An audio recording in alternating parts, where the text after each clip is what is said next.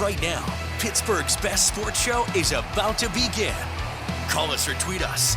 We've got things to talk about on the Ireland Contracting Nightly Sports Call. All right, thanks a lot, Erica. Thank you for tuning into the Ireland Contracting Nightly Sports Call. I'm Rich Walsh. I'll be joined by Suzie, Cool and the gang, in just a couple moments right there. There she is over to 93.7 The Fan Cam. And we're going to be talking about the Steelers and the Pirates potentially right now. The Pirates are losing 4-0 in L.A. Paul Skeens on the mound. This is a game that they have to win. I'm pretty much saying the season is over for the Pirates. The playoff push is done. They lost 5 straight, looking to lose 6 straight here. That would put them 8 of their last 9 that they lost, and they were right on the doorstep there, Suzie, of potentially getting into that wild card position. And right now, 7 teams are ahead of them. They lose again here tonight, then another team could get ahead of them. And when you're 4.5, 5 games out this late in the season with 30-some games left, I think it's pretty much over, especially when you're putting streaks like this together. Yeah, this is just not a good look for the Pittsburgh Pirates right now, unfortunately. The month of August definitely isn't faring well for them. And I think that this just goes to the lack of consistency that we've seen with this team all season long. I know that's something that you and I have harped on, myself and Josh have harped on every single time I'm on this show. If the batting order isn't showing up, then they can't score runs. They can't win these games. So where is that production at? And it seems that pitching is even slipping off a little bit too. I mean, Holderman already losing 3 games in just the month of August. It's August 10th. So what's happening with the pitching? Where's the batting? We're still asking the same questions and it's August, and I don't know if they're going to find answers for the playoffs at this point. Yeah, Suzie, it's the same questions, and it seems like it's just a different part of that game, a part of the team. Before it was hitting. I liked what they did at the trade deadline, adding a couple bats, and it seemed like they have some offense, but now it's the bullpen and blowing games, and potentially some of the starting pitchers giving up, too many runs early on. You saw Mitch Keller did it yesterday. They were down 6-0. He gave up, 5 in that second, third inning. So, the starting pitching has failed at times, and then the bullpen has failed at times. The hitting has been there a little bit, but, you look at this stretch where they lost. 6 of their last 7, 7 of their last 8, or whatever it is right now. Yeah. 5 of those games they could have won. They should have won. They blew those games, whether it was Holderman or Bednar or O'Neal Cruz. O'Neal Cruz, too. Yeah, Bednar definitely not holding up his end of the deal this season. And I think at first, whenever the season first started, we made a little bit of an excuse because he did suffer a little bit of an injury during spring training. But right now, again, you're how many games into the season? You are this team's closer. So what is happening with you? What is happening with Chapman at times, right? Again, you said it, I said it, it's that consistency. Maybe the bats are working a little bit better right now, but whereas that pitching was that key component for the Pirates early on, they have now lost that dynamic to their game, or it's actually teetering off a little bit whenever it comes to starting pitching, and they need to have that back if they aren't going to have as consistent bats as other lineups are going to have. You got to think about that too. If your lineup can only produce 3-4 runs a night, then you have to have that shutout pitching, and right now they just don't have that. Well, the bats aren't working right now, Suzie. They're down 4-0 in the 6th inning, so and it doesn't look good. All right, we'll switch subjects here to the Steelers. We're taking your phone calls tonight, 412-575-2600. The first preseason game was last night. The Steelers, despite a very ugly, sloppy game last night, they still were kind of in it. But look, scores don't really matter. You got to look for things and look for standout players. Was there anyone that stood out to you? I like the performance of Peyton Wilson. I thought Justin Fields played all right. Jonathan Ward, who we just heard during the sportscast, he's making a push to make this team. And even guys on the defensive line, Montravius Adams and DeMarvin Leal, going back and forth to 2 positions. All guys making plays when the lights come on, and I think that's what Mike Tomlin wants to see. But he doesn't want to see 0 for 5 on 3rd down in the first half or 39 penalty yards in the first half. Yeah, I think my two standouts last night were obviously Peyton Wilson. This is a guy that we heard about a lot whenever training camp was going on. Everybody was really excited about. He was kind of labeled that sleeper pick at 98th overall, and that's just because he had a little bit of an injury bug, or people thought of injuries. But look at what he's done, and he's done really, really well. He uses his side, he uses his athleticism. Last night showing up, leading the team with 7 tackles. The other name that I kind of want to throw out there is just that third option at QB. Obviously, the competition is between Russell Wilson and Justin Fields. However, Kyle Allen came in and he actually led the team to points, and that's because he settled in with these, rookie starters, and it got him all giddy because it's his 5th team that he's played with over the last 7 years. And he said, this actually excites me when I get to play with kids like this because I'm that veteran that comes out and I lead them, and he settles the pack, and he's what helped the Steelers at least close that gap last night. Yeah, one negative moment for Kyle Allen is overthrowing Calvin Austin there for the first score of the game. I mean, that was it was 4th and goal, an easy pass. Calvin Austin was wide open. But anyways, Kyle Allen is a lock to be the 3rd quarterback. I want to ask you about the first 2 quarterbacks. I don't think there's a competition, but there's some people out there that thinks there's potentially a competition between Russell Wilson and Justin Fields now that Wilson was hurt a little bit and Fields had the majority of reps up there in training camp. But I still think it's Wilson 1, Fields 2. No matter what happens. I definitely agree with that. I mean, we'll see Russell Wilson in action next week against the Bills probably. So that's going to be his game to cement his starting spot here for the Pittsburgh Steelers. And I don't think you can really argue 13 years of experience as opposed to 3, and limited experience at that for Justin Fields, where he showed a little bit of his weaknesses whenever he was with Chicago, right? And last night he did pretty good in a limited amount of snaps. However, he still showed some of those weaknesses. There were 2 fumbles there within his short span that he was out there. So it's just, I don't know if there is that true competition between Russell Wilson and Justin Fields. I just think that Russell Wilson, whenever he gets in that game against the Bills next week, is going to make sure that it's his starting spot, and it's going to be absolutely no question. Yeah, Wilson is expected to start. I'm sure he'll be very limited, and then Fields will come in as the 2nd quarterback. Now, Fields yesterday was 5 of 6.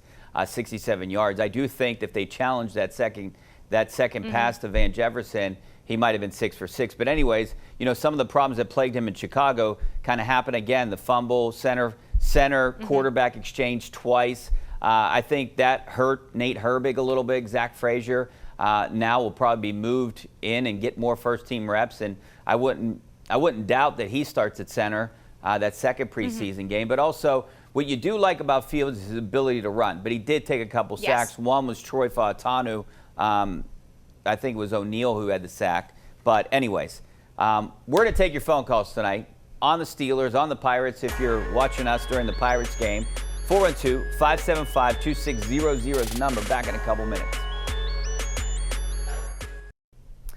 All right, welcome back to the Ireland Contracting Nightly Sports Call. This is the GMC tweet of the night, and this is from PMFF. The Steelers, highest grade Steelers in preseason opener. Darnell Washington, a 91.7. Then you have Des Fitzpatrick, Kyron Johnson, who stood out there yesterday, too, making a push to try to make this team. There's a few outside linebackers, but, he's in the mix. And then DeMarvin Leal, also, we mentioned him. He had also had a nice game yesterday as well. Suzie, my phone's sitting out here. My kids, my 9-year-old and my 10-year-old, Tegan is the 10-year-old, Quinn is the 9-year-old. They keep blowing up my phone, texting me. They know I'm working and I'm busy and I can't answer, but they're asking me to buy them Robux. I don't know anything about Robux, but they keep sending me these requests to approve for like $199, $9, or whatever it is.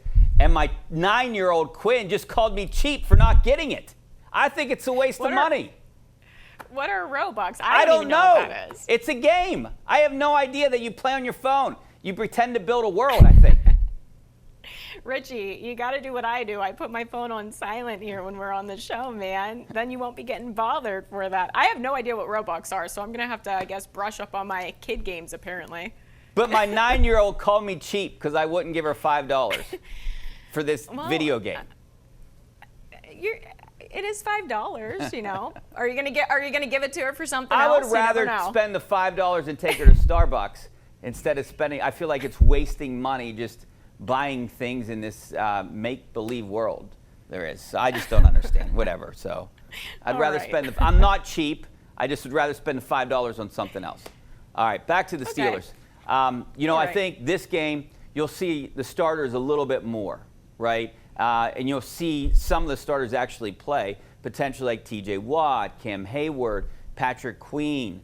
Even on offense, you're going to see Russell Wilson and Minka Fitzpatrick potentially. So I think you'll see a little bit more. Plus, they're scrimmaging the Bills on Thursday. But I don't think that they're going to do any game planning here. I think they just got to clean up a lot of things. Yeah, preseason's so hard because if you look at the Steelers even last year, they went 3-0 in preseason, and I even compare it to spring training for the Pittsburgh Pirates, right? You look at the Pittsburgh Pirates and their offense, and then you see how it's teetered off throughout the course of this season. So when you look at preseason for the Pittsburgh Steelers, is it the right way to judge this team? You go off of last night, you don't have a lot of the starters in the game. You're going to see a little more or a couple more in game 2. It's just that small sample size. They're not going to be out there for every single snap of the game. So you got to take what you can get, and you just have to trust that Mike Tomlin, come opening night, puts together the team that he feels is right. And this preseason sample size is going to give him that little bit of a taste that he needs from the guys that he wants for the 24 season. All right, 412-575-2600 is the number. Give us a call here tonight. Phone lines are open. And Suzie, the one thing, the Steelers, they won 6 preseason games straight. They didn't lose since 2021. I think they were overconfident last year. The first team went out there. Kenny Pickett looked like a Super Bowl champion quarterback in the preseason. He did it again yesterday with the Eagles. But I think this kind of woke them up. I don't think it's necessarily a bad thing to play bad in the preseason. No, and again, it goes back to you don't have all your starters out there, so you're going to see those guys that might not make the team or might not get into the games as much. And what can you really do with them? Where are all of my moving pieces going into this season? I don't think that it is a bad thing. And you also have to think of Houston. They played in the Hall of Fame game last week, so they actually had some of their starters out there that these young rookies are going against. Of course, they're going to get exposed against some of the best in the league in their first game in the best league in the world. So again, I think it actually is a good showing because as sloppy as it might have looked at times, it should also give the Steelers hope that, hey, this was a little sloppy, but if they clean it up a little bit, maybe there is potential with some of these people that maybe we overlooked at training camp. Yeah, CJ Stroud played, most of the receivers played, and they played a couple series too. So it's a team that whooped up on the Steelers last year, a surprise team, and a team that's going to contend for the AFC again this year. Let's go out to Rick out in Mount Pleasant. How you doing, Rick? Good. How are you? Good. Thanks for calling. I would like to say that I honestly feel that Fields did a kind of sloppy job yesterday, and I really think that Allen moved the team down the field a lot. And all right, well, Allen did, and Allen was going up against a lot of third stringers most of the time with Houston as well. He's a third quarterback. I mean, you can see that the other two were better if you were up at camp the first 2 weeks. Fields, look, what I would have liked to have seen is Fields put this team in scoring position, and he didn't.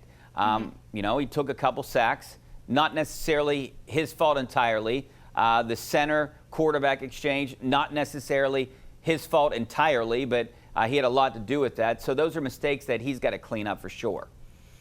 Yeah, Richie, you also mentioned it a little bit. Fields is more known for his speed, maybe those run plays, and that's something that we're going to see a lot from new offensive coordinator Arthur Smith going into this season. He's more of that run type of play mindset with his tenacity and edge kind of play calling ability. And so Justin Fields last night, he didn't really use those legs or those speed. I think that's what everybody's kind of expecting from him. He's more physical, he's more athletic whenever it comes to that quarterback position. So I think if we saw more of a sample size of that last night, that people might have thought, hey, like he's not doing as bad, or he might not be playing as sloppy. I still think for the small sample size that we saw, it's still that good backup, kind of option to Russell Wilson.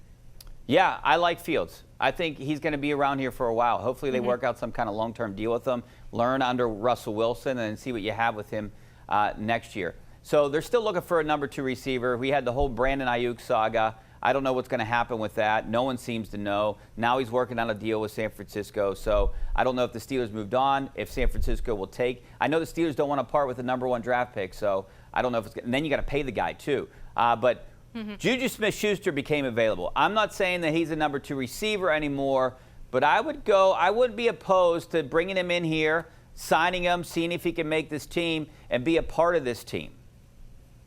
I mean, that was a guy that the Steelers have been excited about in the past, so to bring him back might help with morale, you're right? Like, sometimes that's just a little bit of a boost. I don't know if Ayuk is going to pan out like Andrew Filipponi said earlier this week. We can call him out a little bit, but we'll see what the Steelers' options are whenever it comes to Smith-Schuster. All right, let's go to Adam and Marion. How you doing, Adam? Hey, what's going on, guys? Thanks for calling. calling. I got a question here about the offensive line. Go ahead. What do you guys think about these young kids? Zach Frazier? I'm sure that was a prank call. But here, about the offensive line, Troy Fautanu, he has an MCL issue right now. He could be sidelined for a little bit. I don't know how long and how serious, but that pretty much solidifies that Dan Moore Jr. is going to be on the left side and Broderick Jones is going to be on the right side, even though Broderick Jones played a pretty significant amount on both sides yesterday. Yeah, and Fautanu obviously is out after last night's game. What I was reading up on it after watching him play is that he was just exposed a little bit, and I think that just comes from coming from college, especially coming from Washington, where they had, that passing offense, whereas he's adjusting to the offense under Arthur Smith, which he has been quoted. He really, really likes the way that Arthur Smith goes after this game. However, he's getting a little bit exposed. He needs to be able to show his, tendencies a little bit better. He just needs to clean it up, but I think that he's still going to be, an option if he can really dial into what he needs to. Yeah, he was beat for one of those sacks, too. All right, we got to take a break. Back in a couple minutes.